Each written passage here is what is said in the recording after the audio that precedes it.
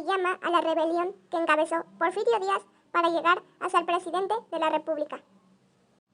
Razón por la que el general Díaz incitó una rebelión mediante el Plan de Noria de 1871, que fue considerada como el primer levantamiento organizado para impedir que Juárez consiguiera de nuevo a la presidencia. Sin embargo, al final de su intento no fructiferó y Juárez resultó reelecto para desempeñar esa función hasta diciembre de 1876, eliminando toda posibilidad de una transición del poder ejecutivo. ¿En qué año inició el porfiriato y en qué año terminó? El porfiriato se refiere al periodo en la historia de México en el que el país estuvo bajo el gobierno del presidente Porfirio Díaz. Comenzó en el año de 1876, cuando Díaz asumió la presidencia por primera vez, y finalizó en el año de 1911, tras la Revolución Mexicana y la renuncia a Díaz a la presidencia y su exilio. Durante este extenso periodo, Porfirio Díaz ejerció un control autoritario y prolongado sobre México, transformando significativamente su infraestructura, economía y sociedad, pero también generando descontento y resistencia que culminaron en el estallido de la Revolución. Este periodo dejó una huella profunda en la historia de México y su legado, y sigue siendo un objeto de estudio y debate en la actualidad. ¿Qué hizo Porfirio Díaz para consolidar? Con la eliminación y la separación de los caudillos y la exclusión de los grandes mandos, para lo cual dividió el territorio nacional en 12 zonas militares, y estas a su vez en jefaturas de armas cuyo número era superior a 30. Con esto, la desigualdad entre los ricos, que eran muy pocos, y los muy pobres, que eran muchísimos, se fueron haciendo cada vez más profunda. Díaz consiguió mantener el orden mediante el uso de la fuerza pública, política, y soldados persiguieron lo mismo a los bandoleros que todo intento de oposición. ¿Qué innovaciones tecnológicas se dieron en este periodo?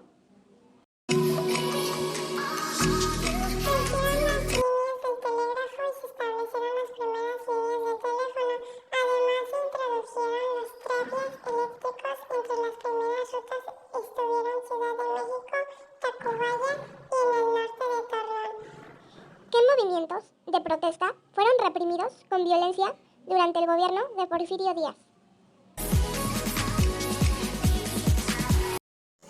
Los movimientos de protesta reprimidos con violencia durante el gobierno de Porfirio Díaz incluyeron la revuelta de Acaxchemén en 1894, en la que cientos de pobladores y campesinos mayas fueron reprimidos por el ejército por oponerse a las políticas del gobierno de Porfirio Díaz. Las huelgas del ferrocarril en 1898, en las que los trabajadores del ferrocarril protestaron por mejores condiciones laborales. ¿Cuáles fueron las principales actividades económicas de la época?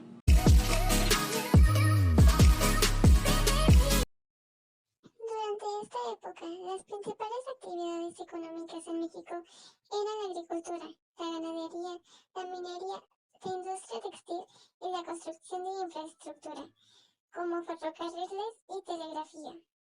Estas actividades contribuyeron al crecimiento económico del país, expansión de la red de transporte y comunicaciones y la generación de empleo. ¿Qué efectos tuvo el porfiriato en la consolidación del Estado de México?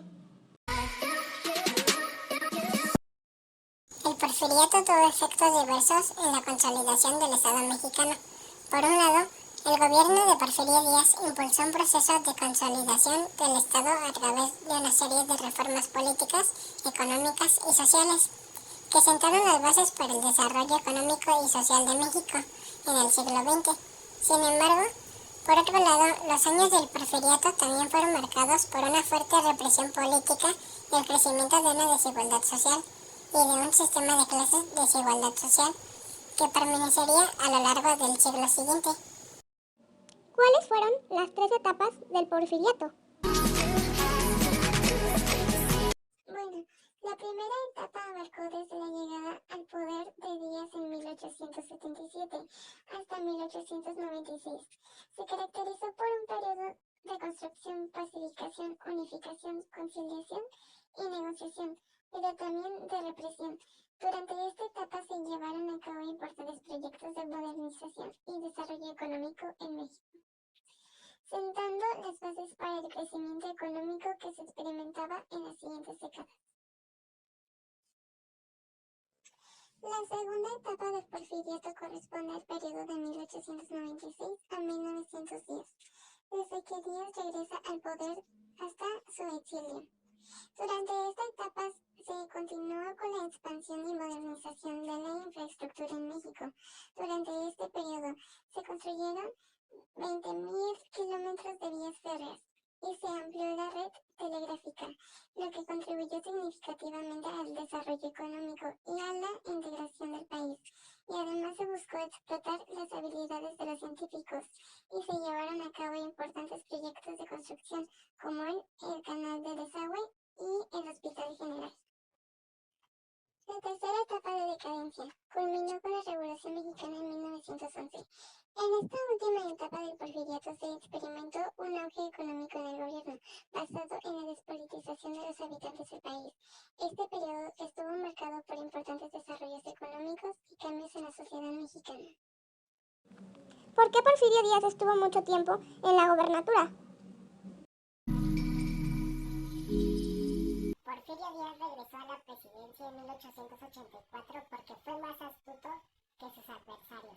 Cuando Díaz fue presidente intentó antes de las elecciones de 1877, modificó el artículo 78 de la Constitución de 1857. Él modificó el artículo 78 de la Constitución de 1857. El presidente entrará a ejercer su cargo el 1 de diciembre y durará en el 4 años.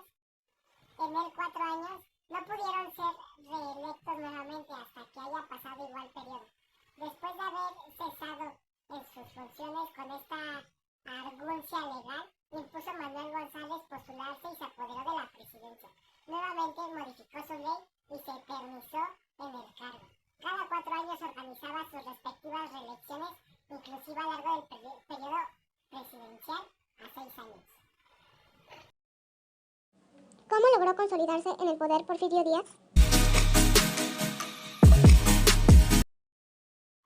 Durante la intervención francesa participó en la batalla de Puebla, cuando las fuerzas franco-mexicanas tomó la ciudad de Oaxaca. Díaz logró ir en la inicia de series de victorias militares. En 1876 triunfa la revolución de Tuxtepec y el 5 de mayo de 1877 toma posesión de la presidencia. ¿En qué se convirtió el gobierno de Porfirio Díaz? ¿En qué se convirtió el gobierno de Porfirio Díaz?